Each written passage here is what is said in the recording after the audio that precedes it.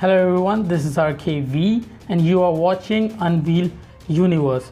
According to an earlier report out from South Korea, Samsung Galaxy Note 9 is coming out ahead of the schedule this year. And there are a lot of rumors regarding Note 9 today. Let's reveal them now. So Samsung is unveiling the Galaxy Note 9 earlier than expected this year for two reasons.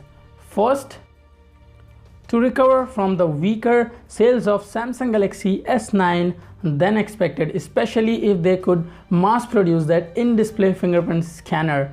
Second, a release in late July or early August would give Note 9 a lot of time on the stores before the next generation iPhone lineup is released, which is the greatest evil for the Galaxy Note 9. As expected, Note 9 will look way too similar to Note 8, but still it will have a lot of improvements in camera like the S9 and the S9 Plus, and a bit improvement in screen to body ratio, with a new leak suggesting that the bezel will be shrinked and there will be more display. Note 8 comes with a 6.3-inch Super AMOLED display, but Note 9 is expected to release with 6.4-inch display with the same form factor as Note 8. No increase in the dimensions of the phone, but the display will be larger by shrinking those bezels.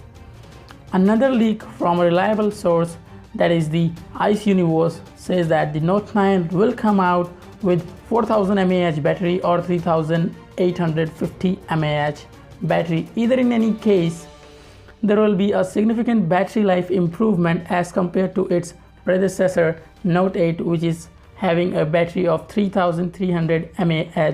However, Note 9 will use a more efficient chipset than the Note 8, so you can think what the battery life would be and how much it would be improved. So what do you think about the Note 9's battery improvements and what are your thoughts on it? Do let me know in the comment section below.